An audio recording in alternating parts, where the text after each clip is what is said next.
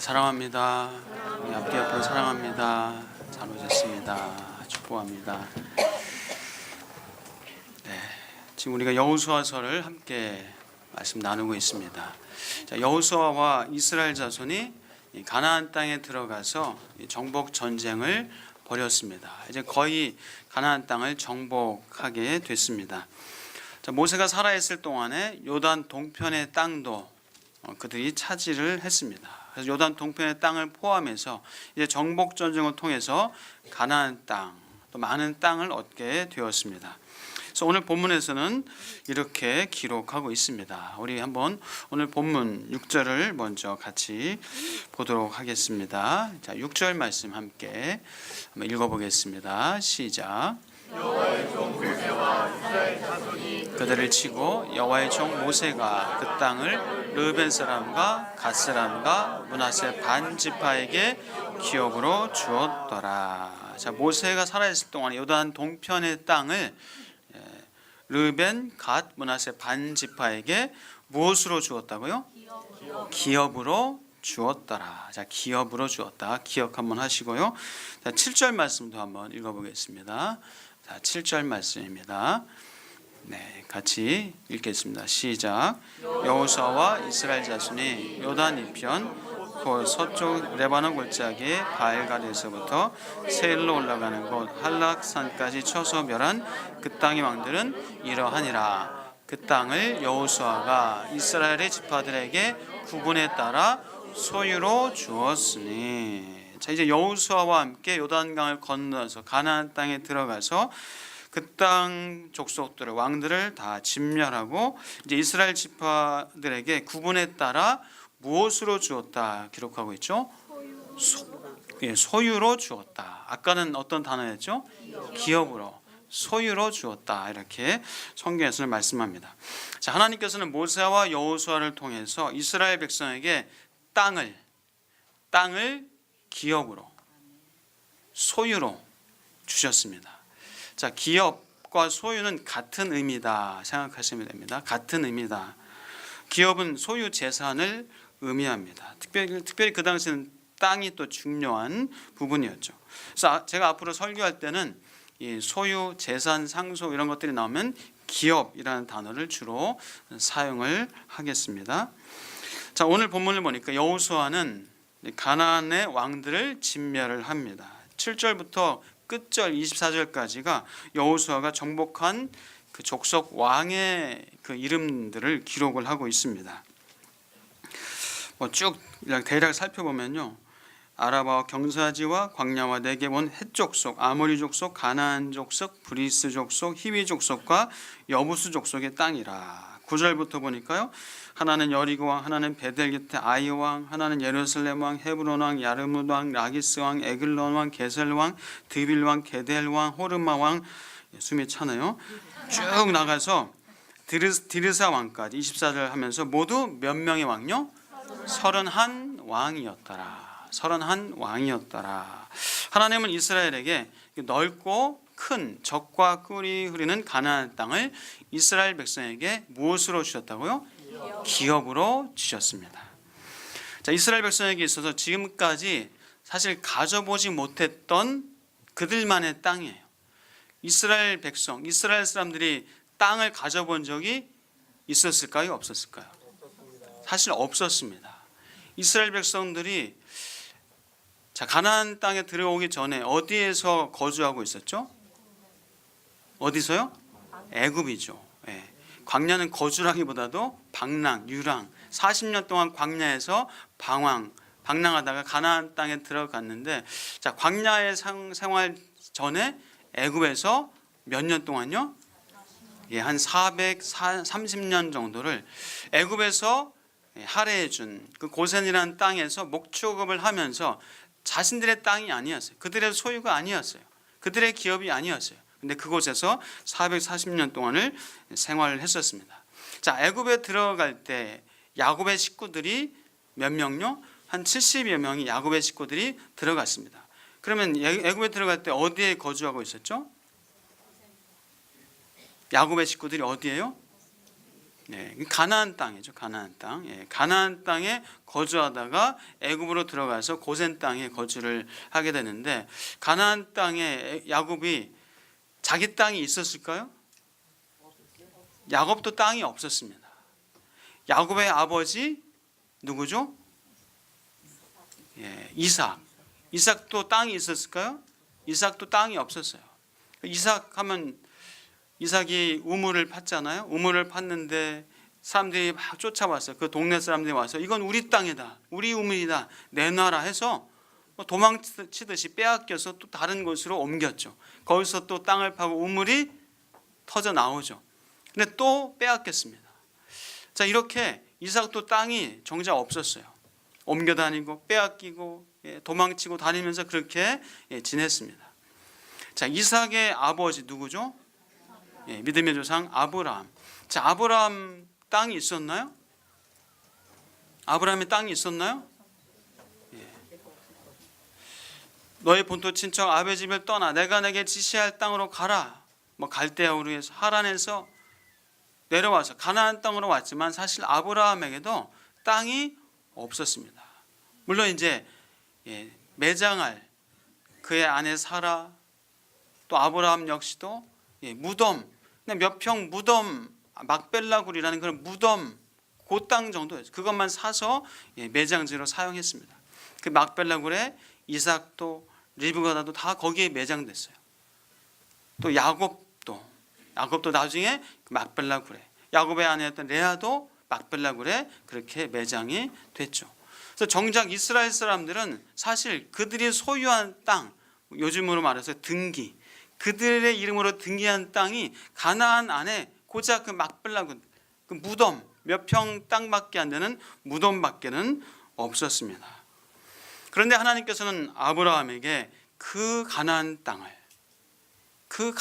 땅을 내가 기업으로 주겠다라는 그런 말씀을, 약속을 하셨었죠. 자, 우리 한번 창세기 17장 8절인데요.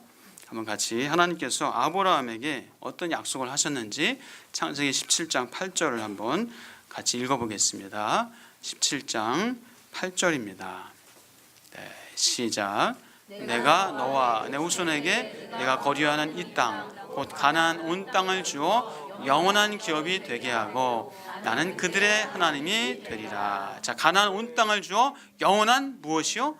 기업이 되게 할 것이다. 나는 그들의 하나님이 될 것이다. 하나님께서는 이렇게 아브라함에게 또 그 아들 이삭, 야곱에게 동일한 이 약속을 해 주셨습니다. 내가 너로 생육하고 번성하게 하여 내게서 많은 백성이 나게 하고 내가 이 땅을 내 후손에게 줘 영원한 소유가 되게 할 것이다. 영원한 기업이 되게 할 것이다. 아브라함과 이삭과 야곱에게 하나님께서는 그렇게 나타나셔서 말씀을 해주셨어요. 그리고 무려 몇 년이 흘러서 그 가나안 땅을 이제 기업으로 차지하게 됐을까요? 아브라함 때부터 지금 여호수아 때까지 몇 년이 흘렀을까요? 그래서 제가 살아보지 않아가지고 잘 모르겠는데 그런 눈치시네요. 자, 몇 년이 흘렀을까요? 500년이 훌쩍 넘어갔죠. 500년이 넘어가서야 그 땅을 이제 기업으로 얻게 되는 거예요. 여러분 기억하시기에 좋게요. 아브라함 때는 BC 2000년, 아브라함 때는 BC 2000년, 그리고 모세 때는 BC 1500년, 다윗 때는 BC 1000년, 이렇게 500 단위로 기억하시면 좋으실 것 같아요. 아브라함 때 BC 2000년이니까 이제 모세 때는 BC 1500년이잖아요. 그러니까 500년이 지나서 여호수아 때니까 또 더 지났죠. 500년이 지나서 이제 그 가나안 땅을 기업으로 얻는 그 약속이 이루어지게 됩니다. 자, 그렇다면 생각해 보세요. 아브라함이 그 가나안 땅을 얻을 자격이 사실 있나요? 이삭이 그 가나안 땅을 얻을 자격이 있나요? 더군다나 야곱이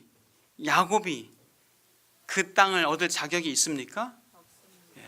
사실 아브라함도 이삭도 야곱도 그 땅을 얻을 자격, 조건이 안 돼요. 하나님의 전적인 선택이요, 하나님의 주권입니다.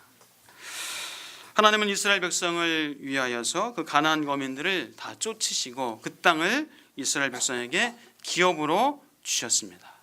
이스라엘 민족을 언약의 백성으로 삼으셨고 하나님께서 그 일을 이행을 하신 겁니다. 자, 그렇다면 이제 역사가 흐르고 하나님의 이 언약 백성의 역사가 오늘날도 언약 백성의 역사가 이어지고 있어요. 하나님의 구속의 구원의 역사가 지금도 이어지고 있습니다. 그렇다면 오늘날의 언약의 백성은 누구일까요?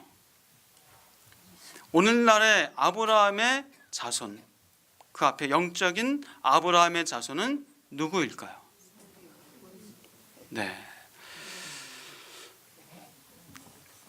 지금 저 중동 땅에 이스라엘이라는 나라가 있어요.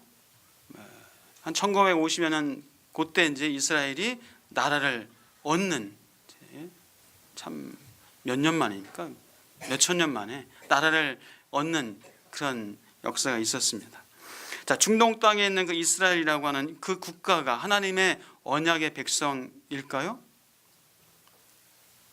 지금도 주변 아랍권 국가들과 크고 작은 전쟁, 싸움을 하고 있으면서 그 땅을 소유하고 있는 이스라엘이라는 국가, 이스라엘의 그 국민들이 지금 하나님의 언약의 백성일까요?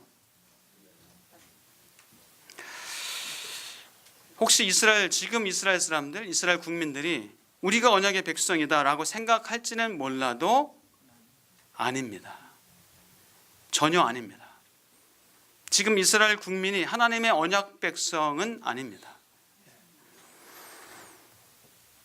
그들 자신이 다윗의 자손이다. 물론 피가 섞이고 했지만 다윗의 자손이다. 우리가 하나님의 언약을 가진 나라다, 국가다라고 생각할지는 몰라도 그 약속은 어떤 가문으로, 혈통으로, 사람의 뜻으로 되어지는 것이 아니다라고 성경에서는 말씀합니다. 자, 그렇다면 어떻게 이제는 누가 언약의 백성인가? 누가 과연 아브라함의 영적인 자손인가? 자, 이제 예수 그리스도를 나의 구주로 믿는 자들이 하나님의 자녀가 되어졌고 영접하는 자, 곧 그 이름을 믿는 자들에게는 하나님의 자녀가 되는 권세를 주신 그 사람들이 이제 새로운 언약 백성인 줄 믿습니다. 예수를 믿는 자들이 아브라함의 영적인 후손이요, 이제는 영적인 이스라엘입니다. 사랑하는 여러분, 예수님 믿으십니까? 그렇다면 예수를 믿는 여러분이 언약의 백성이에요. 영적 이스라엘의 자손이요, 아브라함의 자손입니다. 우리 같이 한번 고백하겠습니다. 내가 언약의 백성입니다. 내가 영적 아브라함의 자손입니다. 네. 자, 이것은 제 얘기가 아니라 성경에서 여기저기 말씀합니다. 우리 한 군데만 찾아볼까요? 갈라디아서 3장 29절인데요. 자, 갈라디아서 3장 29절 같이 한번 읽어보겠습니다. 시작. 너희가 그리스도의 것이면 곧 아브라함의 자손이요 약속대로 유업을 이을 자니라. 자, 그리스도의 것이면 곧 아브라함의 자손이요 약속대로 유업을, 기업을 이을 자다라고 분명히 성경에서는 말씀하고 있습니다. 우리 다시 한번 선포하겠습니다. 나는 언약의 백성입니다. 나는 유업을 받았습니다. 나는 기업을 받았습니다. 네. 자, 우리가 기업을 받은 자예요. 우리가 하나님께 유업을 얻은 자입니다. 자, 그렇다면은 우리가 어떤 유업, 어떤 기업을 얻었을까요? 어떤 기업을 받았을까요? 기업, 삼성인가, 현대인가? 네? 어떤 기업을 우리가 받았을까요? 하늘나라. 우리에게 생명, 또 우리 가족, 우리의 후손, 또 우리의 땅, 은사, 이런 것들을 주셨어요. 이런 것도 유산입니다. 기업입니다. 그러나 이런 것들은 눈에 보이는 것들이고 하나님의 백성들만이 받는 유산은 아니에요. 하나님의 백성이 아닌 예수님을 모르는 사람들도 육체적인 생명이 있고 가족이 있고 후손이 있고 땅이 있고 나름대로 갖고 있는 것이 있습니다. 그런 것들은 예수를 믿지 않는 사람들도 누구나 갖는 유산이에요. 일반적인 유산이요, 일반적인 은혜요, 일반적인 은사입니다. 자, 그렇다면 우리에게 기업은 무엇인가? 우리만 가진 기업은 과연 무엇인가? 우리에게 진정한 소유, 재산은 무엇인가? 자, 우리가 그것을 알기 위해서는요, 구약을 통해서 힌트를 얻을 수 있습니다. 구약을 통해서 우리는 이 제사장들을 통해서 확인할 수가 있습니다.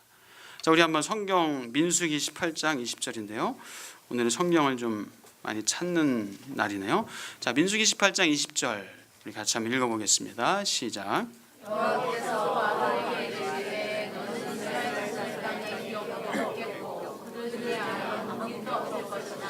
내가 이스라엘 자손 중에 내 분깃이요 내 기업이니라. 아멘. 잠깐 한번 띄워주세요. 자, 너희 중에는 기업도 없겠고 아무 분깃도 없을 것이나 내가, 여기서 내가 누구죠? 하나님이 이스라엘 자손 중에 분깃이요 너의 기업이니라. 자, 이제 누가 기업이고 무엇이 기업이라고요? 하나님이 기업이다. 하나님이 분깃이다라고 얘기해주고 있어요. 자, 몇 군데 한번 성경을 찾아보도록 하겠습니다. 시편 142편 5절입니다. 자, 시편 142편 5절 우리 같이 한번 읽어보도록 하겠습니다. 과연 하나님이 내게 기업이고 분깃인가? 성경에서는 어떻게 말씀하고 있는지. 자, 시편 142편 5절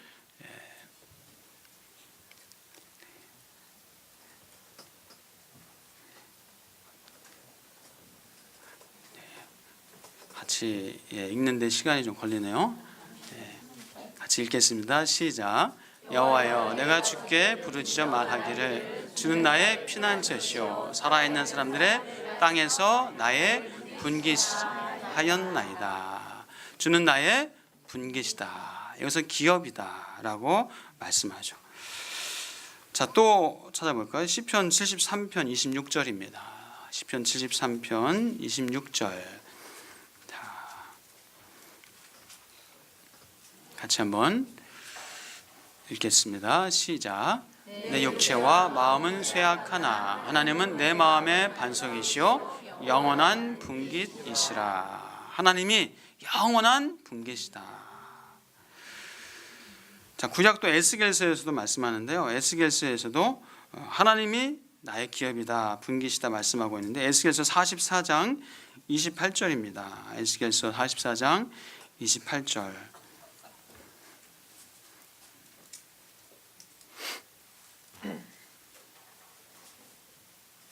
같이 읽겠습니다. 시작.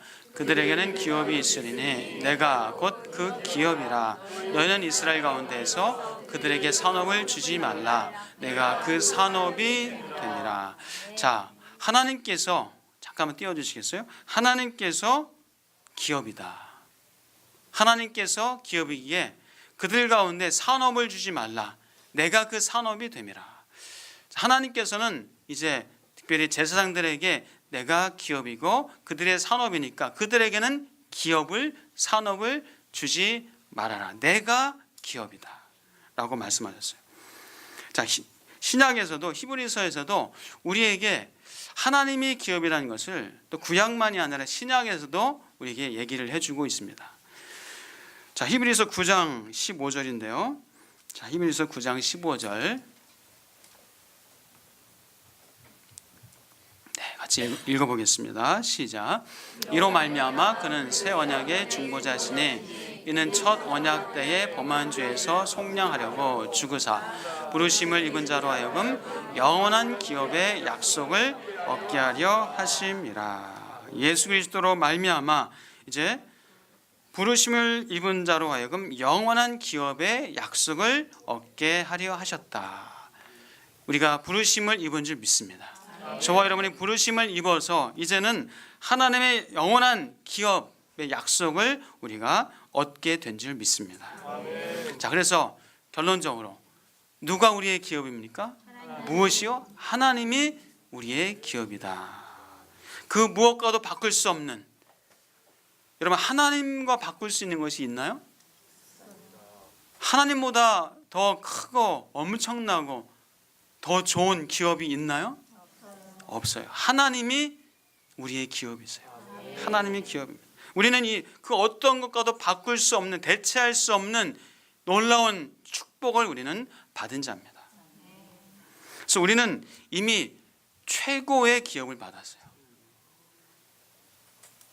여러분, 하나님과 비교해서 돈과 재물과 어떤 자리와 명예와 인기와 그 어떤 것이 하나님과 비교할 수 있을까요? 하나님으로 대신할 수가 있는 게 뭐가 있습니까? 사랑하는 여러분, 우리가 이 땅에서 살면서 사실 우리는 이미 최고의 기업을 가진 자입니다. 근데 우리가 살면서 하나님이라는 최고의 기업을 얻은 자고 받은 자이건만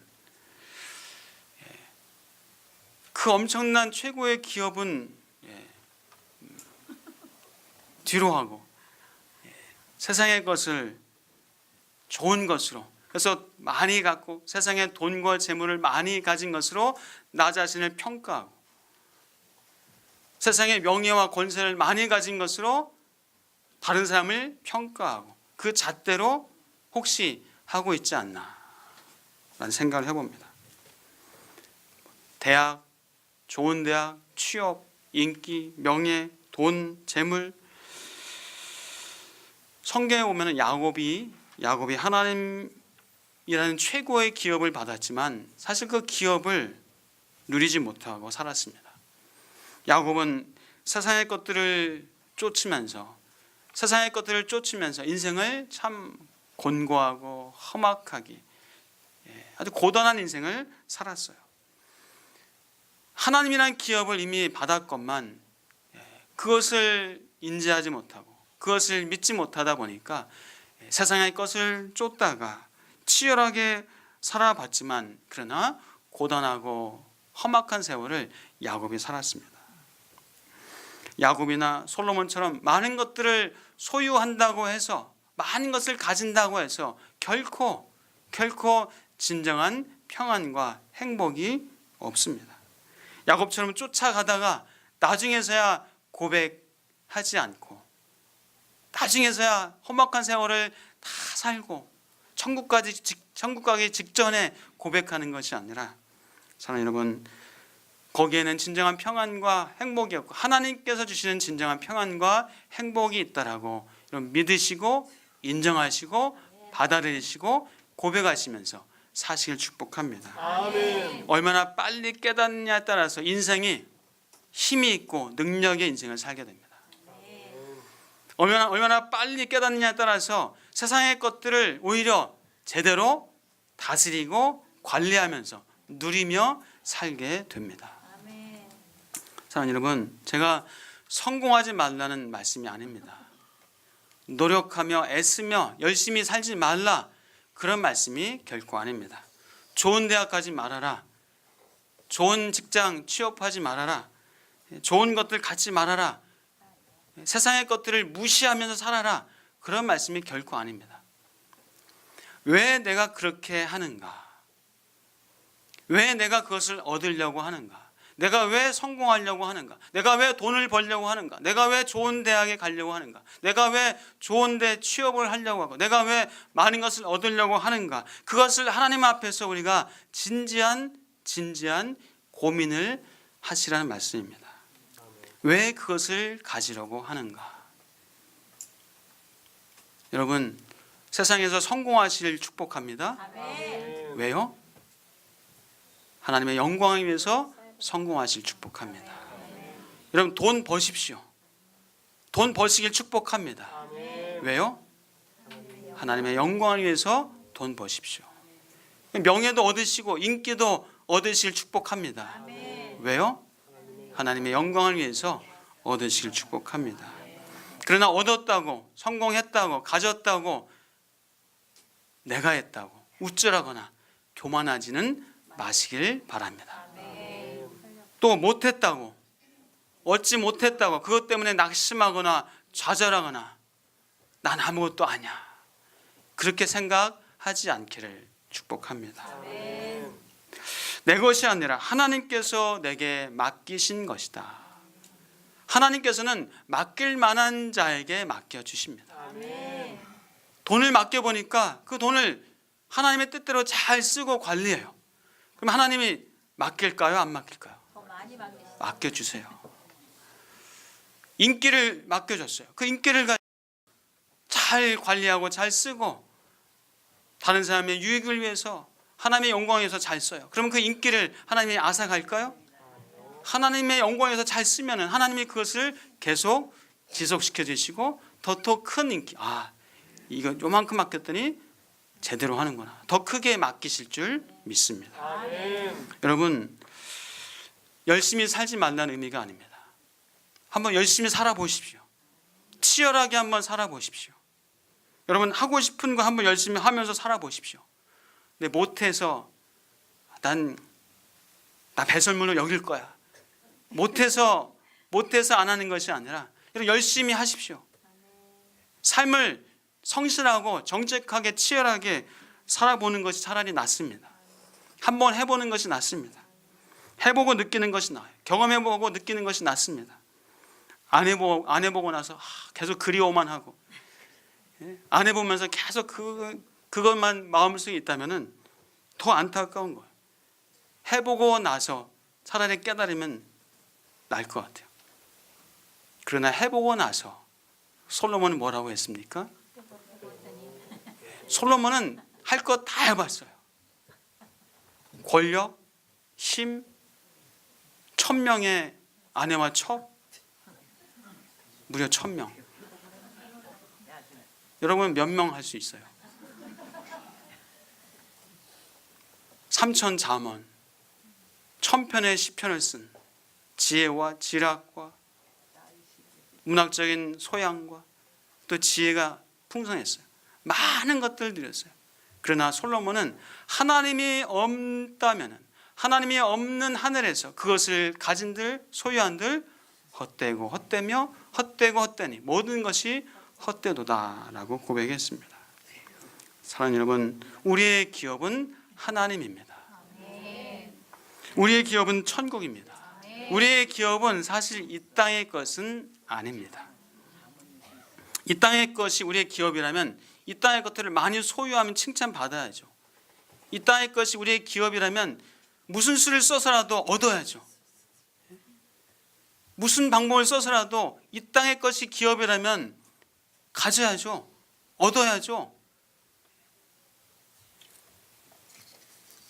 그러나 이 땅에 우리의 소망이나 기업이 있는 것은 결코 아닙니다. 이 땅의 것들은 다 사라질 것들입니다. 없어지고 안개처럼 사라질 것들이에요. 제가 다시 한번 언급드리면 소중히 여기지 말라라는 것이 아닙니다.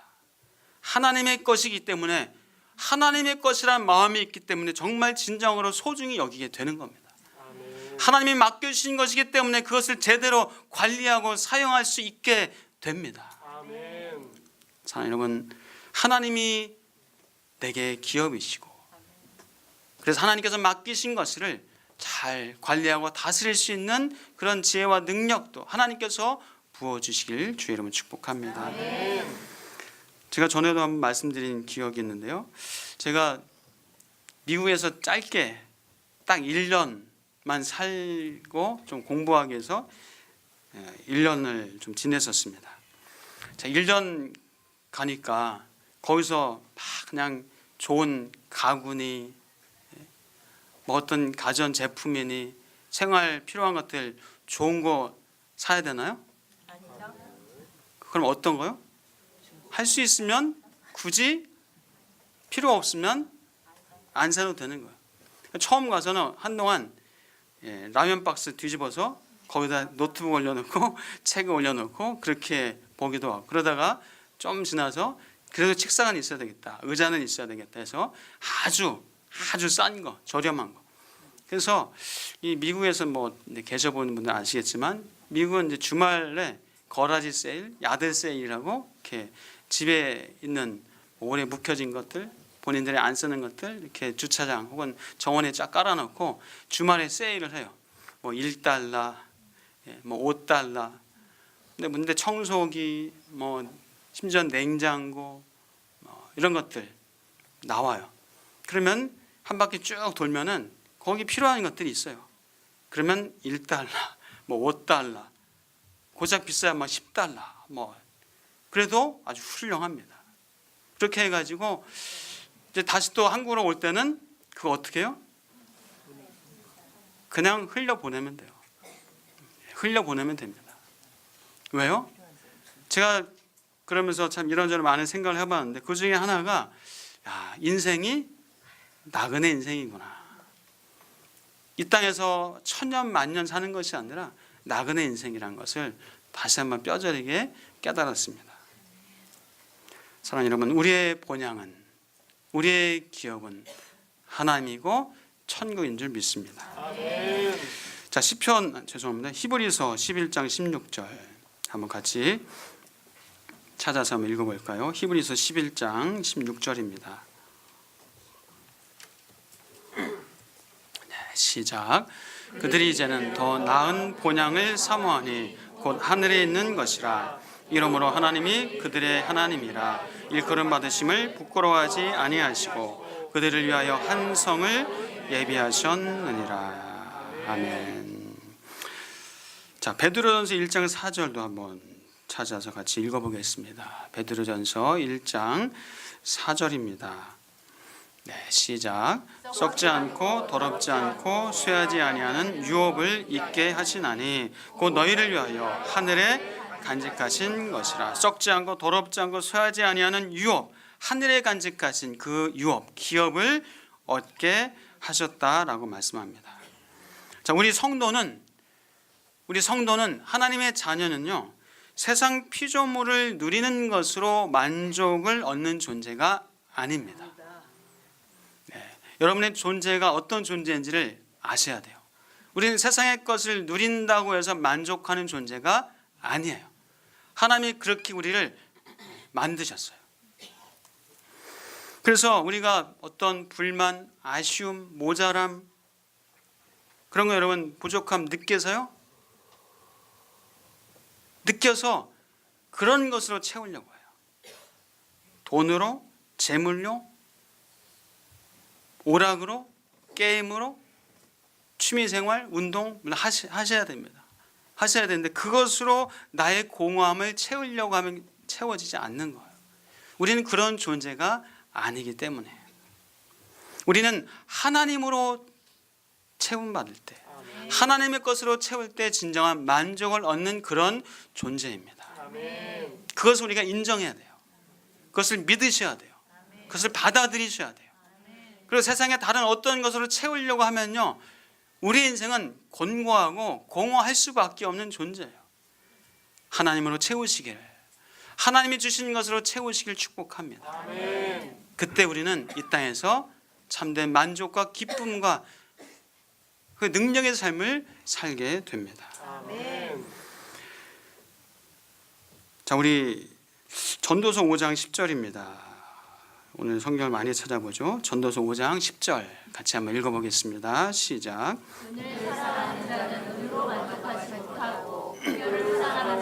소득으로 만족하지 아니하나니 이것도 헛되도다. 자, 고린도후서 3장 5절입니다. 고린도후서 3장 5절에서는 역시 말씀하고 있습니다. 시작.